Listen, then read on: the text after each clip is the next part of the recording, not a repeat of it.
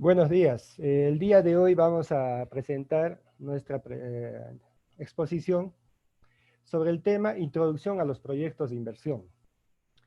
Mi nombre es Luis Alberto Mayorga Quintanilla, yo soy economista, gerente de la empresa Yachaywasi, ¿no? Que se dedica también a temas de desarrollo empresarial.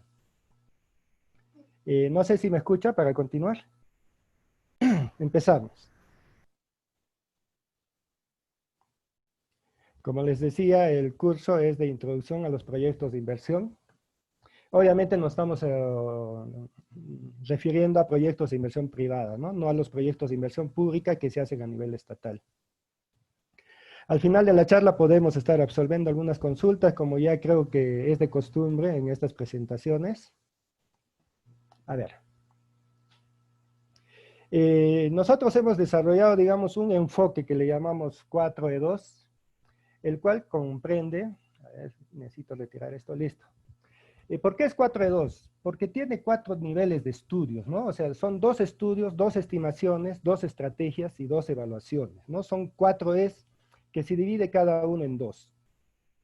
Como podemos ver en la pantalla, nos referimos a 2 estudios, el estudio de mercado y el estudio técnico.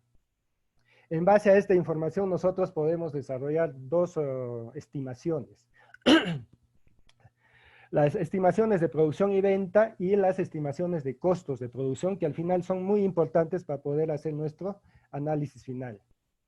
Asimismo, se incluye 2 estrategias, una estrategia de comercialización y una estrategia de posicionamiento. Y finalmente se harían 2 evaluaciones, que son las evaluaciones de intangibles y la evaluación financiera. Este orden no es, digamos, al azar, ¿no? Es un orden lógico, porque los 2 estudios se pueden realizar incluso, como quien dice, a nivel de un trabajo de gabinete, ¿no? Dependiendo del nivel de profundidad con que desarrollemos el proyecto de inversión. En base a esos 2 estudios, recién podemos realizar las estimaciones. Una vez que tenemos las estimaciones, necesitamos desarrollar nuestras estrategias, ¿no? Las estrategias son las acciones particulares que nos van a permitir a nosotros entrar en el mercado y poder vender, que al final, el objetivo final de todo proyecto de inversión es vender, ¿no? En base a las ventas es que vamos a lograr nuestras ganancias, el rendimiento de nuestra inversión. Y finalmente, si ya hemos recorrido todo ese proceso, podemos entrar a las evaluaciones. Tenemos 2 niveles de evaluaciones, que son evaluación de intangibles y evaluación financiera, ¿no? Pasemos a desarrollar los temas. Para empezar, este enfoque que estamos desarrollando nosotros no está pensado en la gran empresa, ¿no? Para desarrollar un proyecto de inversión a nivel de gran empresa se requieren muchos conocimientos a nivel de finanzas corporativas, a nivel de estudios de mercado, etcétera, etcétera. El manual que estamos desarrollando nosotros sobre proyectos de inversión está relacionado o dirigido al pequeño y mediano emprendedor, es decir, al sector PYME. El contenido que tenemos es más práctico que teórico y el lenguaje es más informal que técnico, ¿no? Porque asumimos también que quienes van a leer este documento son emprendedores que están empezando, ¿no? Como todo emprendedor, a entrar a este ámbito de lo que es la empresa y el mercado, ¿no? Donde vamos a comercializar nuestro producto. Antes de empezar, ya hay que aclarar que cuando decimos producto nos referimos ya sea a bienes, que son materiales, o servicios, que son inmateriales, ¿no es cierto? Entonces, y en general nosotros vamos a tratar durante el tema solamente como producto. Entonces, el documento que tenemos, más que un libro, viene a ser un manual de buenas prácticas para el emprendedor. Empecemos. ¿Qué es un proyecto de inversión? Como dice un autor conocido en el medio sobre proyectos de inversión, un proyecto de inversión busca recopilar, crear y analizar en forma sistemática un conjunto de antecedentes económicos que permitan juzgar cualitativa y cuantitativamente las ventajas y desventajas de asignar recursos a un determinado proyecto. Lo fundamental acá sería cuando nos habla de forma cualitativa y cuantitativa, ¿no? En forma cualitativa son las posibilidades que nosotros tenemos en el mercado y que lo vamos a recoger a través del proyecto. Y cuantitativa se refiere fundamentalmente a nuestros montos de inversión, a nuestros costos de producción, a los ingresos que podemos conseguir con las ventas y con toda esta información al final hacer nuestro análisis de inversiones, ¿no? Nuestra evaluación financiera. Vayamos con la primera parte. Como les había dicho, son 4 niveles que nosotros estamos desarrollando para este estudio. Tenemos 2 estudios. El primero es el estudio de mercado y el segundo es el estudio técnico. En cierta forma, hacer primero el estudio de mercado, ¿por qué? Porque solo si el estudio de mercado nos va a decir que sí hay posibilidades, que sí existe mercado para el bien o servicio que queremos nosotros introducir en el mercado, solo en base a eso podemos nosotros ir avanzando con cada uno de ellos. Van a ustedes ver durante la charla que cada nuevo nivel, cada nuevo capítulo, en este caso, busca información que si en el mercado nosotros no la encontramos o vemos que realmente no va a poder ser factible, sería el momento de parar, ¿no? Entonces, lo fundamental en todo proyecto de inversión es hacer un estudio de mercado. En esto, ¿qué es lo primero que vamos a definir? Nuestro producto. Si va a ser un bien, como ya les había adelantado, los bienes son materiales, ¿no? Una mesa, producir automóviles, producir puertas, producir sillas, producir ropa, etcétera, ¿no? Y los servicios serían el caso, por ejemplo, de tener una empresa de marketing digital y brindar nuestros servicios, ¿no? Este mismo hecho, digamos, de producir o elaborar proyectos de inversión viene a ser un servicio, ¿no? Entonces tenemos que tener, para empezar ya bien claro, qué es lo que le estamos ofertando o pensamos ofertarle al mercado, ¿no? ¿Es un bien o es un servicio? Respecto del mercado, tenemos que ver cuál es nuestro área, ¿no? O sea, el área se refiere a dónde voy a yo ofertar mis servicios, ¿no es cierto? Por ejemplo, para empezar, yo he ofertado mis servicios a nivel del área de la región Cusco, digamos, ¿no? Incluso inicialmente, en mi experiencia personal, solo era alrededor de una universidad. Posteriormente ya hemos empezado a ampliar los servicios a nivel de la ciudad del Cusco y ahora estamos trabajando a nivel ya regional, digamos, ¿no? Acá en el sur del país. Entonces, ese es mi área, ¿no? Y el sector será, ¿en qué sector me estoy enfocando? Si es en el sector agropecuario, por ejemplo, si es que voy a producir quesos, si pienso producir leche, si pienso producir leche para distribuirlo yo, o tal vez convertirme en proveedor, ¿no? De gloria, digamos, ¿no? Entonces, tengo que ver en qué sector voy a estar, en el agropecuario, en el sector turismo, etcétera. Entonces, esa es la segunda parte. La demanda. Al hacer el análisis de demanda, yo determino en la actualidad, en la situación actual, ¿no? Es una especie de diagnóstico situacional. ¿Cuánto se está vendiendo de este bien o servicio en el mercado? Hay que tomar en cuenta que así tú pienses sacar un producto innovador, de todas maneras el estudio de mercado se tiene que hacer respecto de los bienes sustitutos del bien que tú estás pensando sacar al mercado. El siguiente es el análisis de la oferta. En la oferta lo que nosotros hacemos es evaluar la competencia, ¿no? ¿A qué nos referimos la competencia? Nos referimos a las empresas que ya están ofertando este tipo de productos, ya sea un competidor directo, o sea, alguien que produce y oferta lo mismo que nosotros en el mercado, o productos sustitutos, ¿no es cierto? Entonces, por ejemplo, si yo voy a sacar una empresa de producción de té, un sustituto clásico es el café. Entonces, tendré que hacer un estudio también de las empresas que ofertan café en el mercado, ¿no? Y finalmente, este estudio de mercado, digamos, ¿a qué nos lleva? ¿Cuál es lo más importante? Es a hacer un estudio de nuestros proveedores. Es decir, de quiénes nos pueden proveer. Si nosotros instalamos la empresa, o sea, implementamos el proyecto, llevamos a cabo la inversión, ¿quiénes van a ser nuestros proveedores? Fundamentalmente de materias primas e insumos. Por ejemplo, si yo quiero hacer en Lima, digamos, en alguno de los distritos, y quiero poner una fábrica de producción de polos, digamos, un ejemplo clásico también, ¿no? Relacionado al mercado de Gamarra. Lo primero que tendré que tener antes de hacer mis inversiones es saber, pues, quién me vende las telas, ¿no? ¿Quién me vende los hilos al mejor precio, al precio más competitivo, ¿no? Los insumos igualito, ¿no? Para el funcionamiento de las maquinarias yo voy a necesitar de diferentes insumos. Entonces, ¿quién lo vende? ¿Dónde se vende? ¿Cuáles son los costos? ¿Quién puede ser mi proveedor más económico? Entonces, el estudio de mercado nos lleva ya a analizar esas posibilidades. Continuemos. El estudio técnico. En el estudio técnico ya también nos enfocamos en el producto que vamos a elaborar, ¿no? Ya en la idea de empresa, ya empezamos a maquinar, digamos, cómo va a ser nuestra planta de producción, de ser el caso, ¿no? Y si vamos a ofertar servicios, pues cómo van a ser nuestras oficinas. Muchas veces se piensa que ofertar servicios, bueno, no se necesita mayor estudio. Sí, sí se necesita, sobre todo hoy día se necesita mucho mayor estudio, ¿no?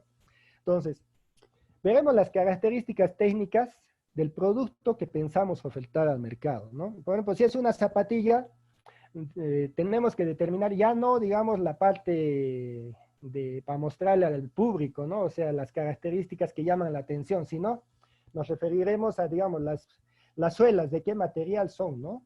Ya se supone que en el mercado hay suelas de diferentes calidades. Entonces yo tendré que determinar en base a qué mercado estoy enfocándome, qué tipo de suelas voy a usar, qué tipo de cuero voy a usar, qué tipo de cordones o pasadores voy a utilizar, etcétera, etcétera. En base a eso, yo también tendré que ver el proceso productivo. Es de suponer que si en una fábrica de zapatillas, por ejemplo, se va a usar material sintético, las máquinas van a ser diferentes a que si se va a usar cuero, ¿no es cierto?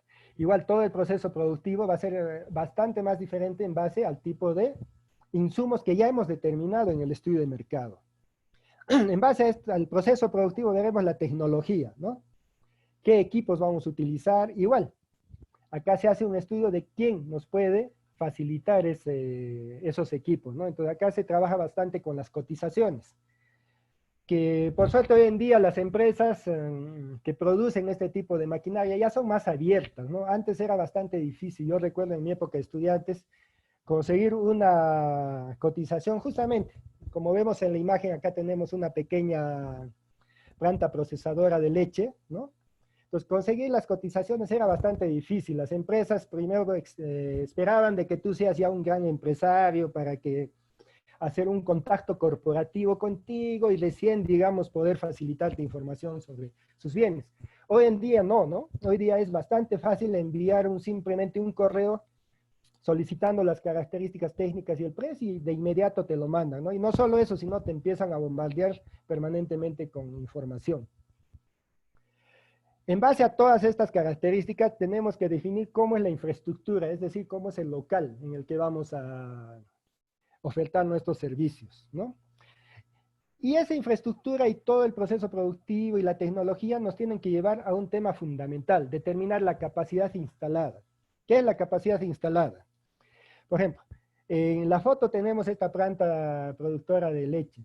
En esta planta, así pequeña como la ven, que realmente es bastante pequeña, tiene una capacidad de procesar unos 100 litros de leche por cuarto de hora, ¿no es cierto? Entonces, en base a esto yo puedo ya determinar durante todo un día cuál es la capacidad instalada de esto, ¿no? Es decir, es lo máximo que nuestra planta puede llegar a producir en un determinado periodo de tiempo. Esa es la capacidad instalada, que obviamente se tiene que retroalimentar con la información que vamos a obtener a través de todo el proyecto de inversión. Continuemos. En la segunda parte tenemos dos cuestiones fundamentales, que son ya las estimaciones. Veamos. Lo primero es estimar las ventas, ¿no? Es estimar la producción y ventas. Bueno, en todo proyecto de inversión, la producción y ventas supone que lo que vamos a producir vamos a vender. Esa es la idea. Por eso hace uno un proyecto de inversión. Así que no es, digamos, un truco, no es nada raro que nosotros, digamos, vamos a producir 200 litros de leche por día y esos 200 se van a vender. No hay proyecto de inversión donde uno diga voy a producir 200 litros de leche, pero solo voy a vender 100 litros, ¿no es cierto? Esa no es la idea. La idea de elaborar un estudio de esta forma es justamente sustentar la producción y venta. Veamos. Para hacer la estimación de ventas, lo primero que tenemos que hacer es el perfil del consumidor, ¿no? O sea, ver cuál es el perfil de nuestro consumidor, ¿no? Si son zapatillas deportivas, obviamente estará enfocado más en los jóvenes, ¿no? Es más, podríamos segmentar un poco más y decir, no, solo varones o solo mujeres. ¿no es cierto? Entonces, el perfil del consumidor veremos las edades, el estilo de vida, su nivel de situación económica, etcétera, en base al producto que nosotros ya tenemos en mente que queremos ofertar al mercado. En la segmentación vamos a poder hacer ¿qué? En base al perfil del consumidor que hemos definido, podremos decir de toda la población, digamos, asumamos que yo quiero producir zapatillas para todo el Perú. Entonces, de todo el Perú, ¿cuántos jóvenes habrá, digamos? Somos algo de más de 30 millones de habitantes. Los jóvenes que podrían ser consumidores de nuestras zapatillas, fácilmente podemos estar hablando de 5 millones de jóvenes, ¿no es cierto? De la población joven en general. De esa población, ¿a quiénes les gustará el tipo de zapatillas que pensamos producir? ¿Quiénes estarán en la capacidad de pagar? ¿No es cierto? Entonces, en base a eso nosotros vamos a hacer una segmentación y vamos a poder llegar a determinar qué cantidad potencial de consumidores nosotros tenemos para las zapatillas que pensamos producir. Entonces, y de ese potencial, obviamente, en ningún proyecto de inversión vamos a cometer la locura de decir, ah, ya, si he determinado que son 500,000 jóvenes, yo voy a producir esas 500,000 zapatillas. No, porque se supone que en nuestro estudio de mercado también hemos visto que ya parte de esa demanda está siendo satisfecha por otras empresas. Entonces nosotros vamos a tener que ofertar a un pequeño grupo de eso, ¿no? Generalmente empezamos con un 15%, 20%. Tenemos que ser bastante realistas en esto, ¿no? Para no cometer. A veces, por ajustar los datos, como se dice, nosotros lo que hacemos es aumentar, pero imaginémonos, de 500,000 potenciales consumidores, que yo diga, voy a ofertar al 40%, estaríamos hablando de 200,000 consumidores. ¿Qué va a pasar si simplemente así por ajustar los datos hacemos eso? Que la planta la vamos a tener que construir para producir unas 200,000 zapatillas al mes. Entonces, cuando en realidad tal vez debía haber sido más realista empezar simplemente por un 20% o tal vez hasta por un 10% en el cual los costos de inversión son mucho menores. Entonces, en base a estos datos es que nosotros vamos a hacer nuestro programa de producción. El programa de producción, ¿qué significa? Que como ya les había adelantado, yo puedo definir abastecer a un 10% del mercado consumidor. Entonces estamos hablando de la demanda, perdón, ¿no? De la demanda real, de la demanda final que yo he calculado en base a la segmentación. Estaríamos hablando de unas 50,000 zapatillas. Entonces, obviamente, toda empresa empieza por poco, pero siempre hay la idea de ir creciendo en el tiempo, ¿no? Y eso se refleja en nuestro programa de producción. En el programa de producción vamos a poder definir, si el primer año produzco 50,000 zapatillas, seguramente cada año voy a ir aumentando. Ese es muy particular en cada tipo de proyecto de inversión, así que no nos vamos a adentrar demasiado en ese tema. Y obviamente, esa cantidad que yo he definido que voy a producir es equivalente a mi programa de ventas, ¿no? Entonces, lo que yo produzco se supone que un proyecto de inversión también se vende. Pasemos a la tercera parte. Vamos a ver cómo estamos de tiempo. Sí, vamos bien de tiempo. Entonces, la segunda estimación y también muy importante es la de costos de producción. Ciertamente es mucho más importante nuestra estimación de producción y ventas, ¿no? Porque eso nos puede llevar a realizar inversiones innecesarias y a la larga tal vez tener activos que van a estar por gusto parados en la planta, sobre todo tomando en cuenta de que casi toda inversión, sobre todo cuando ya es a nivel semi-industrial o industrial, se hace con créditos, ¿no? Entonces no podemos estar corriendo el riesgo de adeudarnos por maquinarias que al final no van a estar operativas. Entonces, en la estimación de costos de producción yo necesito definir mis costos de las materias primas, los costos de insumos y los costos de mano de obra. Eso es fundamental, ¿no? Ya he hecho mi estudio de mercado, ya he hecho mi estudio técnico, entonces ya sé qué es lo que necesito para producir, qué bienes, qué materiales, qué mano de obra. Como también ya he hecho mi estimación de, perdón, mi estudio de costo, ya sé cuánto me cuesta, ¿no? Al hacer el análisis de proveedores, yo ya sé cuánto me cuesta. Volvamos al ejemplo de los polos, ¿no? Ya sé cuánto me cuesta cada tipo de tela, ya sé cuánto me cuesta cada tipo de hilo, ya sé cuánto me cuestan las etiquetas, si voy a estampar los estampados, etcétera, ¿no? Entonces, para hacer mi estimación de costos de producción, yo necesito esa información fundamental. En base a esta información, yo tengo dos métodos para definir los costos de producción, ¿no? El primer método, que es el método de costos fijos y costos variables. Esto se aplica sobre todo cuando la producción es más de tipo industrial, ¿no? Porque en este tipo de empresas, al inicio hay que hacer una inversión muy fuerte en lo que es inmueble, maquinaria y equipo, como dicen en contabilidad, ¿no es cierto? Entonces, cuando es ese tipo de proyectos, es preferible usar el método de costos fijos y costos variables. En cambio, en otros tipos más de servicios, por ejemplo, o incluso pequeña industria, se puede usar también el método de costos directos, costos indirectos, ¿no? Donde no se toma en cuenta mucho el valor de la maquinaria porque no es muy importante dentro del proceso de producción, pero siempre es un costo que hay que tomar en cuenta. Entonces, ¿y todo esto para qué nos sirve? Todo este proceso que hacemos de estimación de costos nos va a servir al final para determinar nuestro costo unitario de producción. Ese es el insumo fundamental que vamos a sacar de este proceso. Continuemos. Ahora vamos a hablar de las estrategias. ¿Qué es en manera simple, resumida, una estrategia? Una estrategia son las acciones particulares que va a hacer cada microempresario, cada emprendedor para lograr que la gente acepte su producto en el mercado, ¿no? Para poder comercializar su producto. Aquí no podemos usar plantillas. Acá no se puede usar, digamos, bajar una tesis de internet y decir, ah, ya, este es el proceso de comercialización para producción de polos, ¿no? Entonces, como yo voy a hacer un proyecto de producción de polos, ya, bueno, es lo mismo y simplemente lo copio. No es así, ¿no? Entonces, para cada tipo de proyecto, incluso por su ubicación, incluso por el tipo de polos, por el segmento poblacional al cual tú vas a ofertar, tus estrategias van a ser obviamente diferentes. En la estrategia de comercialización, ¿qué es lo fundamental? Determinar las presentaciones del producto.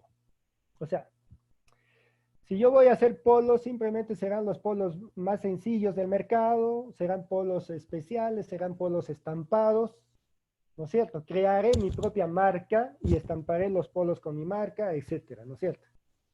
Una vez que determinamos eso, determinamos nuestras estrategias genéricas. ¿A qué se refieren las estrategias genéricas?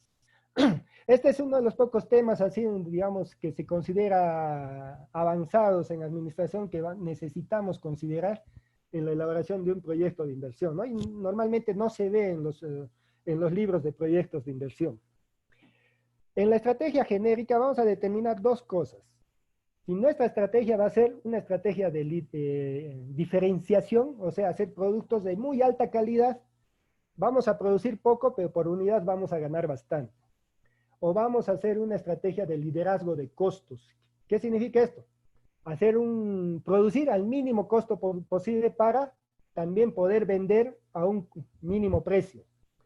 Y vamos a ganar en base a la cantidad que vendamos, ¿no es cierto? Entonces, en la estrategia de diferenciación yo gano por unidad de ventas. En cambio, en la estrategia de liderazgo de costo gano por volumen de ventas, ¿no? Esas son dos estrategias diferentes. En base a eso determinaremos nuestros canales de distribución, es decir, desde mi planta, cómo llegan mis productos hasta el cliente final, ¿no?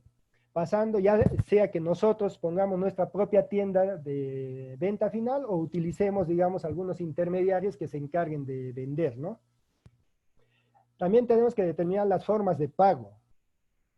¿Qué formas de pago? Digamos, si yo voy a vender al cash o voy a vender al crédito, etcétera, ¿no es cierto? Eso se tiene que determinar en la estrategia de comercialización. ¿Y todo esto a qué nos lleva? Algo fundamental, determinar el precio de venta, ¿no? ¿A cuánto voy a vender cada uno de mis productos, de mis bienes o servicios que estoy ofertando al mercado? Continuemos. La siguiente es la estrategia de posicionamiento.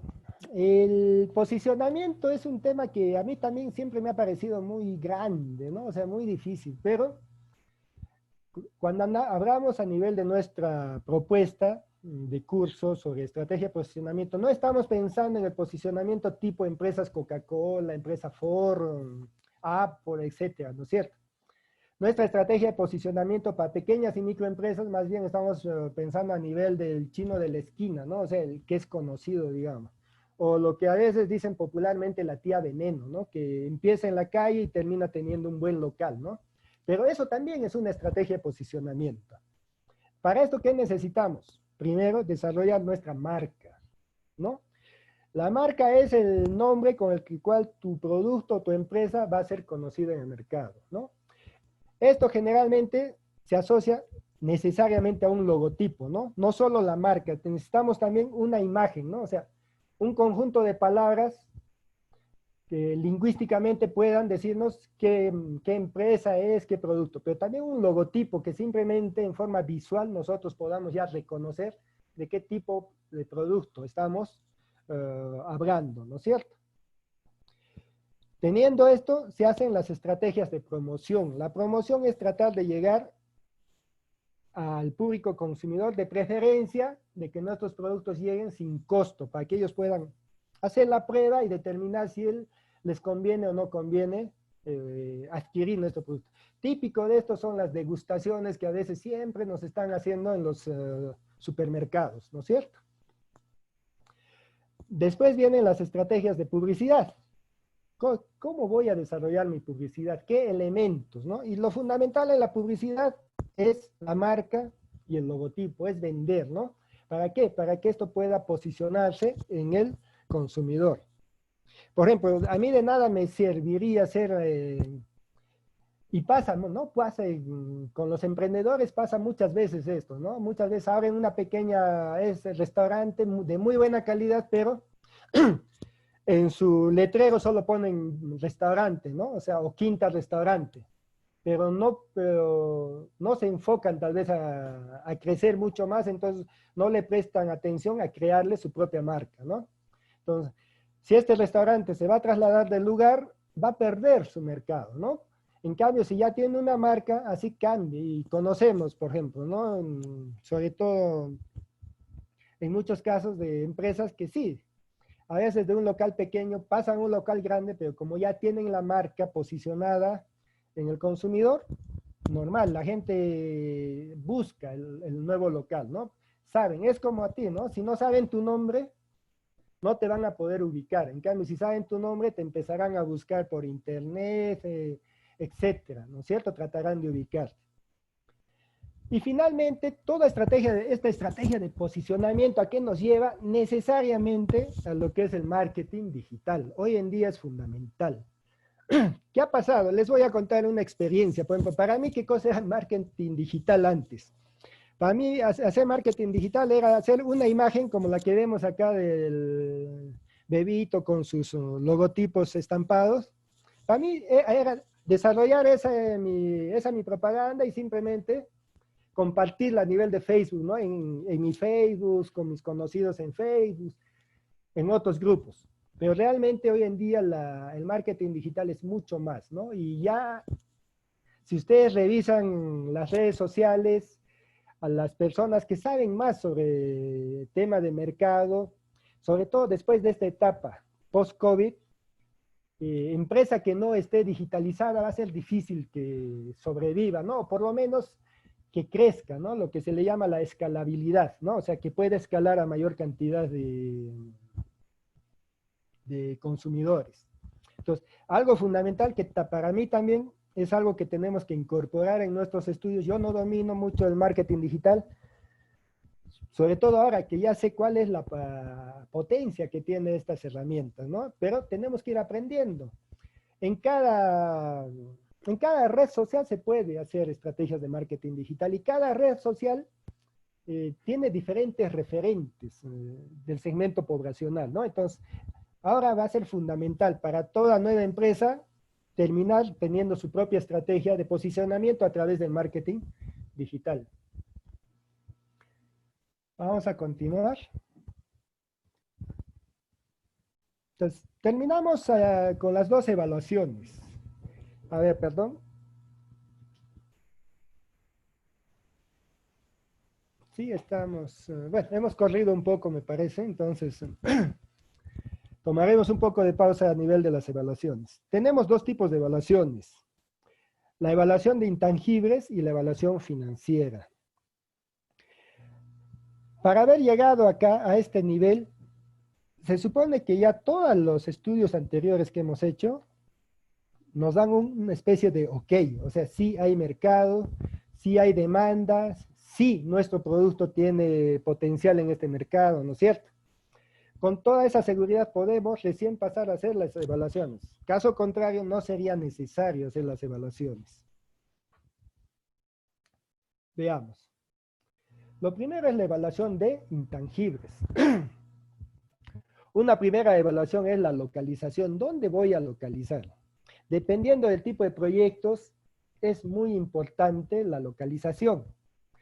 Por ejemplo, si yo voy a producir algún tipo de actividad semi-industrial o industrial, necesitaré alinear mi localización con lo que son los proveedores, ¿no es cierto? Si necesito proveedores de minerales, tendré que alinearme hacia la zona donde producen estos minerales.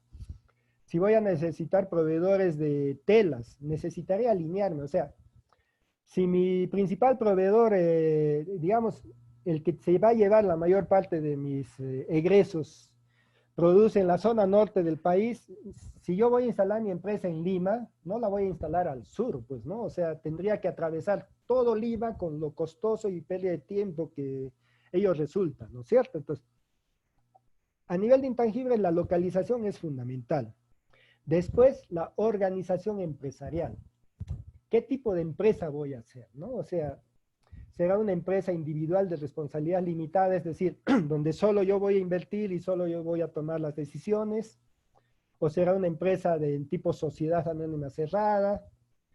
Bueno, ahí existe la sociedad anónima abierta, pero esto ya es para empresas grandes, ¿no? Que ingresan a la bolsa de valores. Entonces, pero sí, voy a tener que definir qué tipo de empresa tengo, ¿no? Los otros intangibles son los trámites de apertura. A veces uno piensa que los trámites es sencillo. Para empresas sencillas es fácil, ¿no?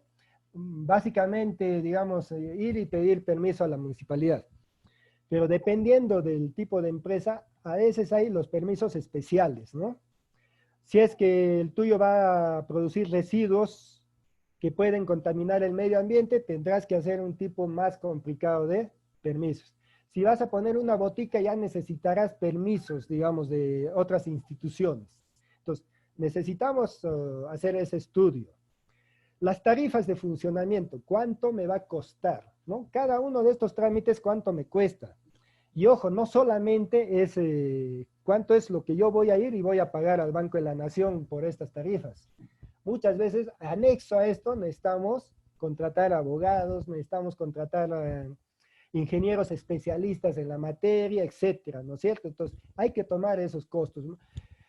En muchos casos podrían ser costos que hasta podrían llevarnos a hacer no rentable la empresa, ¿no? Como lo estamos enfocando. Entonces, sí hay que tomar en cuenta este tipo de trabajo, ¿no? Es lo que está pasando hoy día con estos permisos que se están requiriendo para atender, ¿no? En medio de la pandemia. Las empresas que están autorizadas necesitan presentar un plan. Y muchas veces estos planes no lo pueden desarrollar esas mismas, necesitan de profesionales, ¿no? Que están brindando estos servicios actualmente. Pero a veces estos costos pueden ser demasiado onerosos para pequeñas empresas, ¿no? Así que muchos se ven obligados a no abrir, pudiendo hacerlo, ¿no? Habiendo el permiso del Estado. La otra evaluación que tenemos que hacer es de las fuentes de financiación. Es decir, estamos hablando allá, si yo no voy a poder abrir la empresa, implementar, invertir con mi propio dinero, necesitaré algún tipo de créditos. Eso también hay que hacer el estudio correspondiente, ¿no es cierto? De acuerdo al monto de inversión, las empresas financieras o microfinancieras, que es tal vez lo que tenemos los emprendedores más a la mano, nos estamos refiriendo a las cajas municipales. Cada caja municipal tiene sus propios requisitos, ¿no? De acuerdo al monto que tú estás deseando pedir de créditos, ¿no? Entonces, a veces hasta unos 10.000, 15.000 soles te pueden dar, como se dice, a sola firma, ¿no? A más de 15.000, a 50.000 o más, una mayor cantidad, ya te piden algún tipo de garantía real, es decir, que hipoteques tu casa, etcétera, ¿no es cierto? Entonces, ese tipo de evaluación también se hace. Y también hay que evaluar, ya creo que hoy día estamos suficientemente concientizados, aunque muchos no, de que las tasas de interés son muy importantes, ¿no?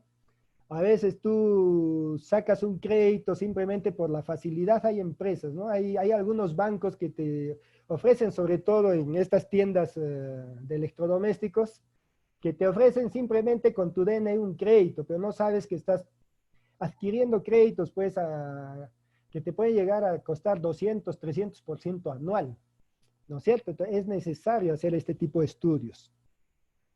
Dependiendo del tipo de empresa que hagas, tal vez sea necesario que hagas una evaluación de impacto ambiental. Esto es costoso en la actualidad, ¿no? Entonces, también hay que tomar en cuenta este tipo de evaluaciones. Y finalmente, ¿para qué nos sirve también? ¿Qué tipo de evaluación? Que tan poco tú lo ves fácilmente en los libros de proyectos, ¿no? La evaluación de salida del mercado. Hay que hacer eso. ¿A qué nos referimos con esto? En el caso de la microempresa, por ejemplo, hay prácticamente un 60-90% de posibilidades de que fracases, ¿no? Aproximadamente 60 al 80% de empresas fracasan a los 6 meses, ¿no es cierto? Entonces, eso hay que tomarlo. Todo emprendedor jamás va a pensar en que va a invertir para fracasar, pero es algo real, es algo que se da. Entonces, ¿qué implica la estrategia, no? Evaluar la salida de mercado. Significa que si tú eventualmente no vas a poder mantenerte en el mercado, tenemos que evaluar si es posible deshacernos fácilmente de nuestras inversiones, ¿no? Por ejemplo, si yo pongo una empresa de taxis, si fracaso, me va a ser un poco fácil vender los taxis, ¿no? ¿Por qué? Porque es un mercado con alta demanda en lo que es productos de segunda mano. Pero hay situaciones en las que yo he visto, por ejemplo, empresas que han abierto para hacer el reciclaje de botellas, ¿no? Entonces, para esto se han comprado molinos especiales para moler las botellas. Entonces, cuando estas empresas han querido cerrar, yo he visto que han estado durante meses poniendo sus avisitos en los periódicos y en estos boletines de ventas para tratar de deshacerse de su maquinaria. Y se ve, pues, ¿no? Que están durante meses y meses y no es posible. Entonces, hay que hacer una evaluación también de esa parte, ¿no? ¿Cuánto me cuesta salir del mercado, ¿no? A mí personalmente también me ha pasado eso con una inversión en calzados, por ejemplo, ¿no? Es difícil deshacerse de calzados, ¿no? Y al final tienes que terminar regalándolos por no estar cargando de un lugar a otro. Entonces, esa es una evaluación también que sea necesaria al hacer proyectos de inversión. Para la pequeña y mediana empresa, como les estoy presentando aquí, ¿no es cierto? Y finalmente, nuestra evaluación financiera. Cuando llegamos a la evaluación financiera significa que ya estamos casi al 100% seguros de que nuestra idea de proyecto de inversión es posible llevarla a cabo, ¿no? ¿Qué información necesitamos desarrollar acá? Los costos de inversión, ¿no es cierto? O sea, ¿cuánto me cuesta comprar la maquinaria? Incluso si es necesario construir una planta, ¿cuánto me va a costar? ¿No es cierto? Los gastos operativos, ¿no? Gastos operativos, los gastos financieros. En los gastos operativos tenemos, por ejemplo, costos como tus costos de producción unitaria que hemos visto, tenemos los costos de mano de obra de los trabajadores que van a vender, ¿no es cierto? De la parte administrativa, ahí tenemos los gastos operativos. Los gastos financieros se refieren a cuánto vamos a tener que pagar por periodo de tiempo si nos hemos pedido por dinero prestado, ¿no? Ya sea al banco, ya sea a las cajas municipales. Entonces, todo eso se refleja en nuestra evaluación financiera. Determinamos también los ingresos. Los ingresos estarán en función a lo que ya hicimos antes, ¿no? Que es determinar nuestro precio de venta y nuestro programa de producciones. Con toda esta información tenemos que desarrollar nuestros estados financieros. De estos estados financieros, el fundamental en este caso es elaborar el flujo de caja. Una vez elaborado el flujo de caja, nosotros le hacemos la evaluación financiera, ¿no? Y como pueden ustedes ver en la diapositiva, toda esta información, ¿a qué nos lleva? A determinar los indicadores de rentabilidad, ¿no? Al final, eso es lo que se van a fijar, digamos, las personas a quienes tú entregues tu proyecto de inversión, ¿no? ¿Cuáles son los indicadores de rentabilidad, no? Lo típico, que son el BAN, ¿no? El valor actual neto, y la TIR, que es la tasa de retorno. El BAN nos da un valor presente de cuánto es lo que podemos ganar durante todo el periodo de vida del proyecto. Para pequeñas y medianas empresas como las que estamos haciendo, generalmente el periodo de evaluación es de 3 a 5 años, ¿no? Para las empresas grandes es de 5 a más, ¿no? A más, a 15 años, a 20 años. Durante todo ese periodo, durante cada año tendremos gastos y tendremos ingresos, ¿no? Y de eso podremos tener una ganancia anual. Y todo eso jalado al valor presente es lo que nosotros llamamos el valor actual neto, ¿no? Entonces, siempre se dice que el valor actual neto, si es mayor de cero, la empresa es rentable. Si tu valor actual neto resulta menor que cero, resulta que tu negocio no es rentable. Y el otro es la TIR, la tasa interna de retorno. ¿Qué es la TIR? De todos esos flujos anuales, la TIR lo que nos saca es cuál es tu tasa de rentabilidad media para cada año, ¿no? Ese es también un buen indicador. Porque imagínate que tú tienes 100,000 soles y en un banco te pueden pagar a plazo fijo, digamos, un 5% anual. Pero al hacer la evaluación de tu proyecto te sale que tu TIR es de 3%, ¿no? Entonces, habría que pensarlo bien, ¿no? Mejor lo dejo en el banco al 5% o invierto al 3%, sabiendo que que ya técnicamente estoy empezando el proyecto perdiendo, ¿no? Eso es, como les decía, los emprendedores generalmente no aceptamos la idea de pérdida, la idea de fracaso, ¿no? Si no, no seríamos emprendedores, ¿no? Nosotros nos lanzamos a la piscina, pero siempre es necesario tener este tipo de información a la mano, ¿no? Saber evaluar. A veces la realidad nos obliga, ¿no? Porque generalmente las historias de los emprendedores exitosos están pavimentadas con un montón de fracasos, ¿no? Eso es normal, hay que estar preparados para ello. Bueno, básicamente eso es todo. Muchas gracias y estoy a vuestra disposición. Bueno, acá creo que me olvidé poner los datos del ponente. Como les había dicho, soy Luis Alberto Mayorga Quintanilla, ¿no? Gracias.